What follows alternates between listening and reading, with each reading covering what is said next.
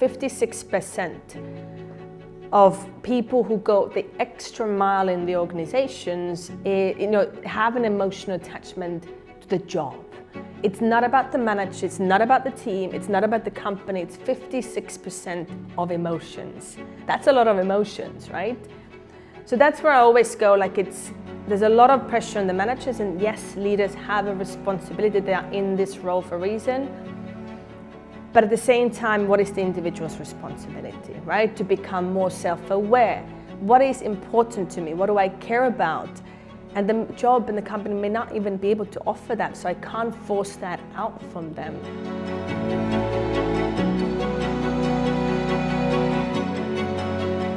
Dianne, I'm so happy having you here. Welcome. Thank you so much. It's really nice to be here. Oh, nice. So let's start by understanding your journey. You went from hotel receptionist, now you are a business director. Yeah. Tell us about your journey briefly. Sure, it's a great reflective question actually, because it really kind of proves us as how far we do come in life. We do have to reflect back, have that reverse gap. So I always made a conscious decision to get work experience quite early on, from high school onwards. And I thought hospitality, F&B, customer service is a really good place to learn the sort of how do you deal with customers and clients, and sort of really interacting with a wide range of personalities as well. And so I joined the hotel, and that was a foundation, I think, as well for my further career, because kind of really moving into kind of recruitment, a lot of interaction with talent. I was back in the UK at the time. And then, moving to Singapore, I moved in-house to sort of scale a startup. And that also kind of helped me to kind of gain more exposure to the HR side. So I covered that. At one point also around community, culture building, anything in between. And that has really kind of culminated in me becoming the business director of one of the business units in our current organization. That is all about talent, all about interactions with clients. So really it's just a natural evolution of where I am today. Nice. So you've been in talent acquisition for more than a decade. Yeah. So what have you seen, what has been the biggest changes in the past 5 to 10 years? So as I mentioned, I worked in email markets, and what I already saw there 10 years ago was how welcoming they are to the external workforce. We're talking about freelancers, contractors on project basis, welcoming the marketing agencies into the organization. Let's work together in better synergies. So when I arrived to Singapore, it was a little bit baffling how little freelancers were available and how not ready the companies were to welcome them, because there was a lot of trust issues, or a little bit even there were a little bit overwhelmness around how do I even welcome somebody in, we're not set up, And I believe that's starting to change quite rapidly in APAC as well, which is a really welcome change. Then what else is there is really having a workforce of today. They're not going to be in an organization for a lifetime. So it's really about how do you create that experience that positively wows them, right? And they have this really, whatever the time of the stint is, but they want to come back, we have more and more boomerangs now because they had a wonderful experience.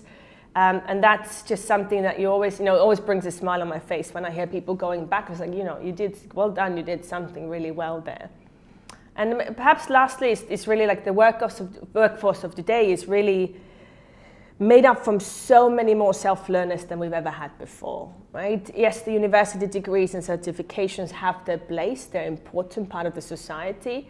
But at the same time, we can't discard the people who've been just, learning on their own, a lot of sort of courses or any kind of technical skill set that they've gained. Today we have, all these creators online. They are 6-second filmmakers, right? So they shoot, they edit, they, promote, they look for partners. We've got people now in our organization, for example, they are able to work on a job where they're creating memes for a, MNC on a full-time basis, and they love it, right? Because they're sort of infomaniacs and they're constantly looking for that coolest and hippest information out there. So it's definitely changing a lot, and in a very exciting ways as well. So there's the changes, as I understood. One is about the gig economy, right? So there's more and more freelancers, and that's part of the normal day-to-day of companies, welcoming them more. Also, you spoke about there's more self-learners, right? So people doing different things, and also there's people today. We don't see people staying in the company for a long time. It's just a matter of how can you give a strong experience, so to wow the person, so that even the person wants to come back. Yeah. So that has been a big change. Nice. So now, I mean, you had an incredible experience with a scale-up where you went from 330 people to 1,200 in under 2 years in 10 different markets. Yeah. Tell us about that experience. Oh, I still look back to that as one of the most rewarding challenges of my career. I came from a recruitment background, so I moved in-house, and it's a different dynamics. Recruitment agencies have their place again in the sort of business world, but I moved in to kind of support a local business with my global experience, and just going in there, and what I sort of started to realize from the get-go was really, again, talent acquisition is still often seen as the end of the sort of command, right? Like a chain of command in that way. And I was really, it's like, what is that? And it came to, what was clear to me at the time was, again, talent acquisition still think of themselves as the sort of, how do I say, just a service providers. Like, this is what we do, but we're not business partners. So I was working very closely with my team to go, like, hey, what is your responsibility to become better? Every time you go to a meeting with your hiring managers and partners, what do you bring on the table from the market, the insights, anything you gather from talent, which is our customers in that case. And it was a beautiful shift that happened to a point where CFO at one point said, talent acquisition is the most important department in the organization, right? And it took a while. It took about relationship building. It's about speaking the way the departments speak. Customer service department will have its own needs than from a UX to engineering. So you have to constantly adjust, your sort of focus as well with it. It was pretty intense in terms of the hiring. Like, it's hundreds of roles to fill at all times. The only way we succeeded was just setting up a more systematic way of doing that. Startups, I've always had experience working with startups, and a lot of the times they don't like the term process. So I changed the brand a little bit in the organization just to kind of get a little bit more buy-in from the stakeholders. So I called it sort of recruitment flow, right? And again, and just getting them on board with that, and they're exactly kind of emphasizing the importance of this flow, both from a talent experience, also from their experience as well. And the speed always comes into into conversation. So and if we can start seeing the impact of it, they were happy with the results. So can you take us through that process, that flow that you work on? That recruitment flow. So like I said, it has to be systematic. So first thing first is that you have to be very clear, what are you looking for, who are you looking for? And this is where I rely on sort of UX world of really creating personas first. It's like, who do we need for this department, this team? It doesn't have to be complicated. We're not talking about high-level psychometric tests here. It's really about like personality. Who do they need to be? Do they have to be self-manager? They have to be able to self-manage, go-getters, just a couple kind of keywords around that, and then the technical side. Typically, we talk about like, wanting all of it, right? Like they have to have all of the experience, 3 key things, maybe max, right? Like they have e-commerce exposure, they have XYZ, other areas that they have to have, and we'll remain flexible a little bit around the rest. And, once you set that up, it's really about letting the TA do their job, and anybody who's responsible for the recruitment, because you need time, you need a little bit of grace period before you can start comparing the data, which is the talent pool, the talent pipeline. Often we see, stakeholders coming in like, where is the talent after 3 days, and it's not accurate, right? So you have to give that time. Once you go through that sort of 2 phase of pipelining, whoever's responsible will have these intro calls, again, has to be system behind what are you evaluating. Are you evaluating the same thing, all the way? And once that's done, right, like this is really where I took, sort of lead from a development and agile product development world, because it is these 2-week sprints. So you complete all of the calls initially, and you only shortlist, and you always have to have, comparison in the same week if possible, right? Like don't let them scatter around. Next 3 weeks we can have first round interviews. No, like you're gonna focus on first week, you get all the interviews done. I'll talk to you at the end of the week, and we can evaluate all of them at the same time. And the same thing is just you're preparing yourself for the next week. You have your time blocked out already. You go to the second round, and it's just speeds up everything. But most importantly, the feedback that I've received from the market, talent, our customers, is really they feel respected. Because they know what's happening. They are very involved. They know that it's going to take that many weeks. It's their job, right? Like they're talking about their careers and, big part of their lives. And, when somebody said that, I was like, wow, like that's a huge thing when our talent feel respected. And what it really kind of comes down to is like there's a company level values and vision and sort of mission. At the very beginning, I said, we have a team vision, team mission. A lot of it was about being those strategic business partners, and what does that entail? What do we have to do to get there? And also to, how do you create that experience for talent that positively surprises them?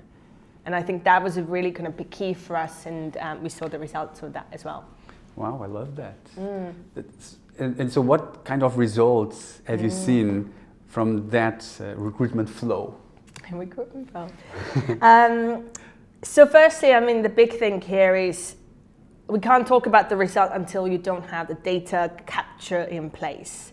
So that was something as well, like I have always been rigorous about data needs to be captured religiously. And if you don't, team managers, even individuals are not able to back up their worth or sort of value in terms of what they do, because a lot goes into every job that we do, right? Like the nitty-gritty little small things when they lead up to see these numbers. So you have to capture the points. It doesn't matter what technology, what trackers you have, but when you start seeing the progress, that's when it really starts to work, that magic, right? So the magic that we saw was that we were able to cut down the hiring process, or the time, from at least 4 months average to 2 months. Sometimes it was also 1.5 month and a half sort of thing as well. So it was quite a big drop, because it was so systematic that we just didn't allow it to flow into different directions. It was organized, it was systematic, cyclical, as I like to say. The second part of it was even the offer acceptance rate increased by 10% very quickly, because again, it was not, we didn't give the talent the chance to go and consider much other options, because we kept them in the process, that we were involved, constantly engaged, gave them updates, and they knew what's coming, and they liked it, and they go, okay, that's a company I would like to work for. I get my information quickly and fast. I'm able to make decisions based on that, informed decisions quite quickly. And then, of course, which was interesting, we started to see was the referrals started to go up, right? Because what happened, it was 3 times increase in referrals, again, in the span of a year. Because again, what they started to see was that my friends will be looked after when I refer them, right? My colleagues, I'm happy to refer because I know that they will have the experience that I had. The constantly being informed. It's a very important thing when you refer somebody, because it's your name on the line, right? As well. So these are some of the stats. Wow, that is amazing. Yeah. So you start by being very clear what is the profile that you're looking for, to make sure that the hiring manager is clear about that, right? And then you create a structure, a kind of system, right? Which everyone knows how it works, right? And then you give an incredible experience to the candidate, right? That also helps to improve his experience with the company and increase the acceptance rates.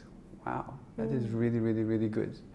So now tell us, what's some of the questions that you use that helps you to understand if it's the right candidate? Love that.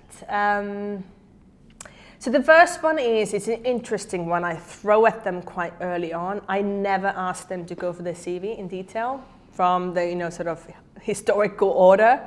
The first question is, who is XYZ? So I ask them who they are, right? And it sometimes baffles them because, again, we're not quite used to going like, this is me, like this is who I am. Just like brands, spend millions, right, to develop who they are as a brand. We don't spend a lot of time on it, so it kind of baffles them sometimes.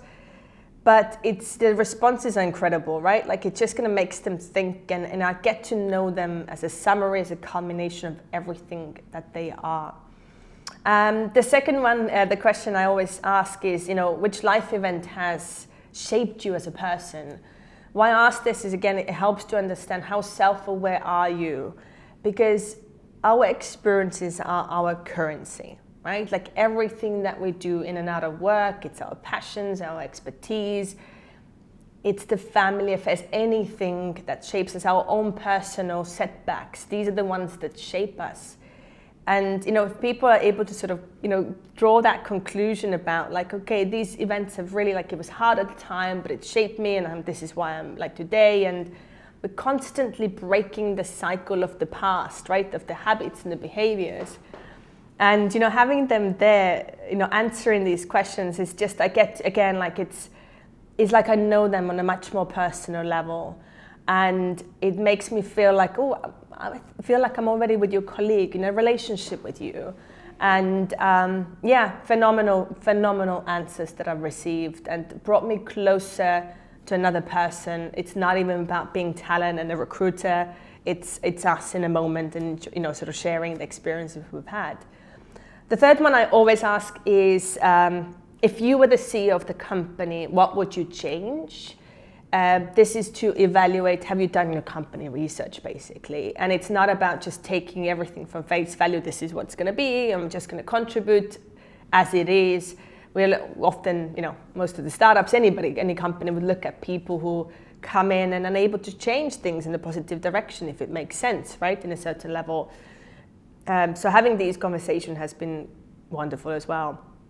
And the fourth one I usually use as well is like, what excites you most about the XYZ industry? Depends which department or which area I'm in recruiting for.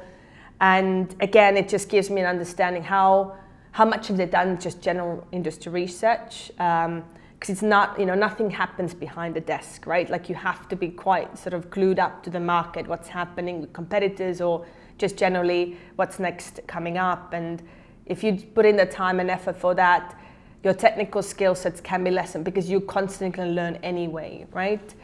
So these are some of the ones that I have. That's pretty good. So that brings me to something I'm curious about. So I read in one of your interviews that you mentioned, we believe everyone is more capable than they appear on a CV, which I find it very interesting. Can you please elaborate more on this? Yes, it's a big one, right? Because CVs haven't changed since the 1960s, right? Which is a long time, in a format as we know them today. And that's a long time. Like we change gadgets every year. And we haven't changed the way we put ourselves out to the world for a very long time. It's something I've been pondering on a lot. I don't have a full solution to it, but what I do know is it's, and companies are starting to do that already, is we can't see you as just a sort of historical sort of culmination of like this is one thing after another, but it's almost like a culmination of everything. The expertise, the companies that you work for, sure, that's important. Universities, education can be, but it can also, it can also kind of conclude false answers there because people will make decisions based on university only when actually somebody else with a self-learned certification comes in and actually would be much better for it. So it's really kind of looking at a little bit differently from a perspective of like, how do I draw in the passions that you have or the hobbies? What do you get out of that? Your volunteering experience, all of that, of course, and how did that add up? And I think it comes back to really kind of the profiling of, and you know, of course, that would have to become much more sophisticated with time. And we had the psychometric test for that and whatnot. But it's still yet to kind of see the product that really kind of presents you as who you are in and out of work. I don't have the answers to it yet, as I mentioned, but it's the conversations I like to start having with the industry more, open to all kinds of approaches around this. Maybe there's some collaboration opportunities to kind of tackle this. But imagine a world where we don't accept CVs anymore. Like, that's fundamental change of seeing somebody for who they are as a human being, and how they fit into organizations, which is, organizations is, you know, it's energy, right? Like, it's living sort of organs, and, you know, it's really kind of looking at how does that fit into the whole communal energy that brings, you know, about the culmination of experiences, passions, everything that is, right? Love this topic. I will continue talking about this topic until I find my answer. So basically today we use a CV, which doesn't allow us to fully understand who is the best fit for the role, because there's a filter we've been doing for many years, which the CV just puts people in boxes. Either it comes from this university or this city, but there's more than that, right? And what you want to break that. How can you go deeper and really understand who is the best talent for this role, independent of the school or the city or the background? That's a very interesting question. I love that. And now let's talk a little bit. Is there any misconception that you find today at the workplace? Of course, there are quite a few, and misconceptions as such, you know, all of them have a truth, you know, the myths, right, in the workplace, and all of them have a sense of truth, absolutely. But one thing that I've always kind of perhaps haven't been too comfortable with is the data when it goes, you know, the statement, right? Like, it says, like, employers leave their managers, not companies. And having worked in startups myself, or, you know, almost all my career, it's always been in startup environments, and generally seeing that in MNCs as well, they're trying to adapt that sort of startup mentality and everything that goes with it. And if you constantly put the sort of manager at the center of it, like in terms of, like, it's always their responsibility with that statement, I don't know if it's a little bit misleading, right? Like, because if you think about managers today, they're not just there to review and sign off things, perhaps in a way that we always know managers to do in the past in historical terms. Today they manage, they lead, they mentor, they have to guide, they have to protect the team, they have to translate what the business wants to the team back and forth. They have to create a psychologically safe environment for them. They have to develop it's basically create those learning and development paths for them. They have to be there when the employees go through distress or, you know, personal matters, disputes, anything that is, you know, looking at diversity. It's a lot on one individual's shoulders, and it depends on the company how much support they actually get from outside as well. So for that, it's really kind of, we have to relook at that a little bit, because the data can be misleading. We don't always know what the exit interview actually asks about. So there's an interesting research that Meta did a couple of years ago, because they wanted to know as well, is it true? And their people operation team said, like, no, employers don't leave their managers, they leave the jobs. So what really started to kind of become apparent was when you start getting these exit questions right and really dive deeper, was that it's about the job. Like, is the job now still fulfilling for me? Is it tapping onto my strengths? Is it aligned with my personal aspirations? These are the things that are important that, you know, can be focused on.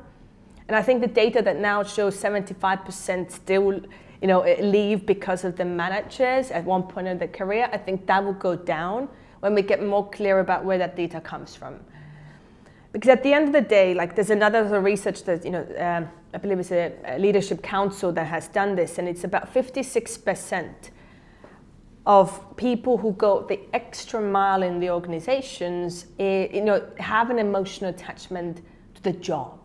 It's not about the manager, it's not about the team, it's not about the company, it's 56% of emotions. That's a lot of emotions, right?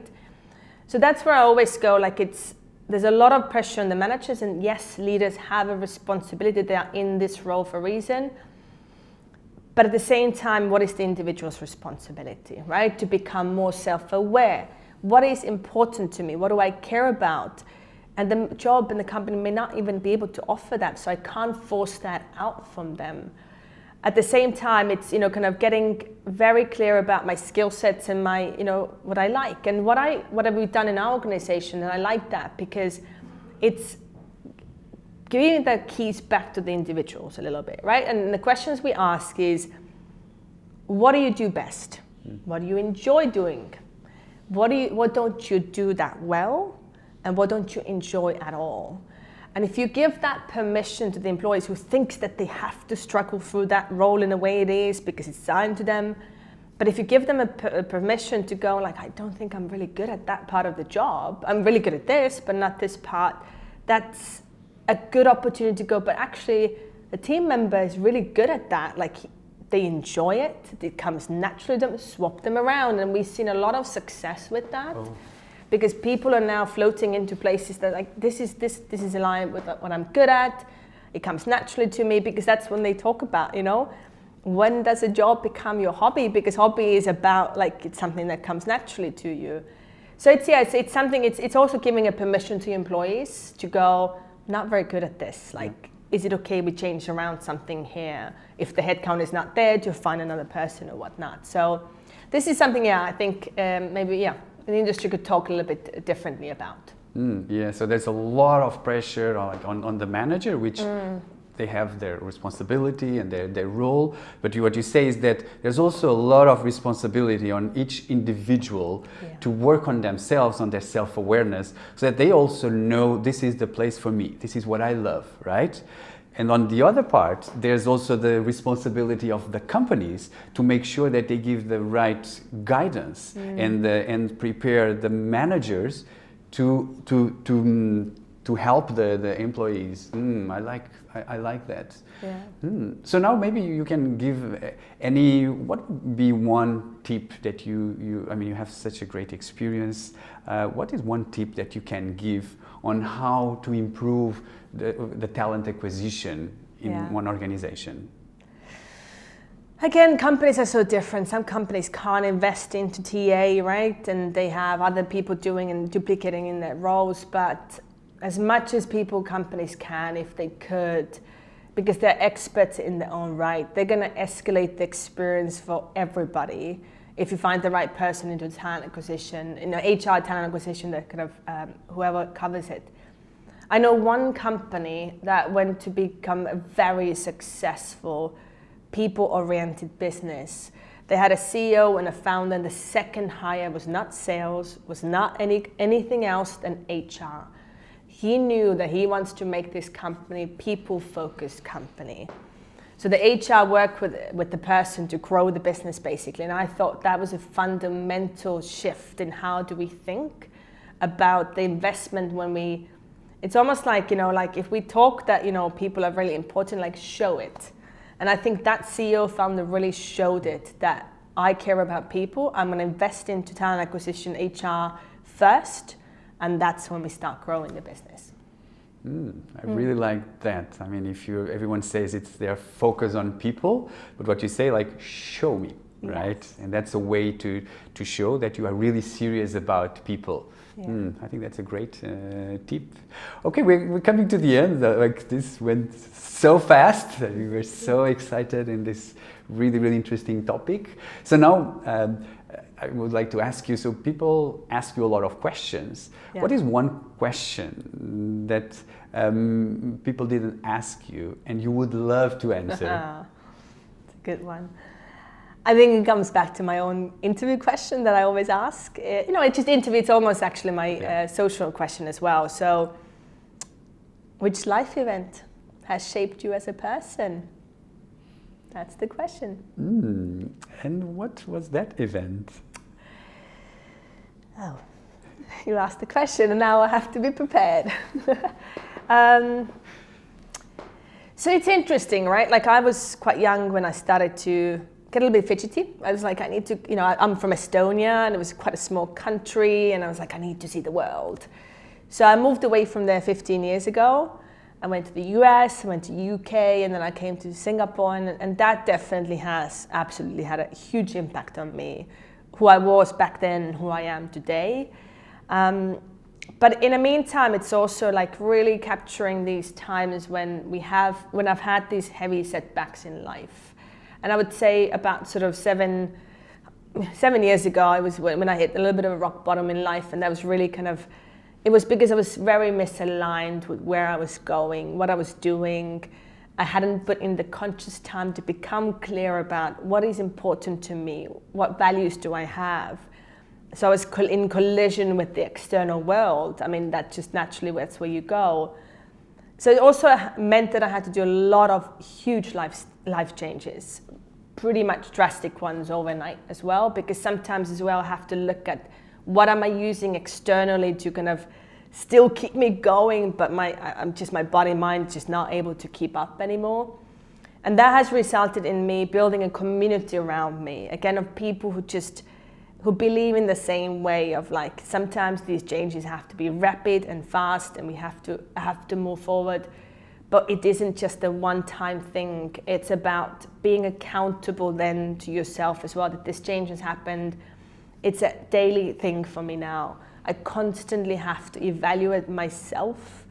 Where am I at? Where are my fears or whatever that is coming up to the surface and either are stopping me from moving forward or making me move too fast, And it's been a profound experience. I mean, I would like to say, and it's a big statement, but I think my life changed back then. And I've been given a few kind of chances to restart my life and build a much, purpose-filled life that I'm really happy about today. Nice. So you were able to, all the challenges, see that opportunity to go deeper and to reinvent yourself. And now here you are. Look at you. That's it. I've got a question for you too. Uh-oh. There you go. I'm always fascinated when people make a complete change in their careers and they go, okay, this is it. This is what I have to focus on. And what you're doing is incredible, like the way it brings communities together. What was the moment, that you knew you have to do this? It's almost like a must. It's a calling. Tell me about that moment. That's a good question. So I think I've been always feeling this urge to help people to grow. And I had many opportunities in my life with my teams. But last year, my company decided to close the office. So then I had to go into also a reflection mode. And that was, I went deeper, asking deeper questions. But this question of serving, it was very, very, very deep in me. So I started to feel, now I want to serve. I learned so much in my previous organizations. I have an incredible opportunity, many experiences, and now I want to give back. So that was the moment that I felt like, okay, now it's about serving, and now this is just one of the parts, which is the podcast, about inspiring people like you to question things and to bring things forward, And and I'm really passionate about it. And I'm really now looking forward to help people to really build environments so other people can thrive. Yeah, that's wonderful. Well done. Wow, thank you for the question. Good. So we coming to the end. There was so much that I learned a lot, and so what I learned is about in terms of talent acquisition. I think the importance of first be clear about what you want. What is the profile? Second, it's about really build a flow, a system where everyone is aligned with that, and you measure that. and then you focus on giving an incredible experience to the candidate, and that process is really, really, really fast, and it works really, really well. So I really like that, and I also like you bringing also more the responsibility for the individual to work on themselves, right? To be more clear about what do I want, you know, so that then when they go to a company, then it's easier for the company to just to guide and to make them thrive. So I really enjoyed our conversation. I love your energy and your smile. Thanks. And it was very, very insightful. Thank you so much. Thank you, Rodrigo.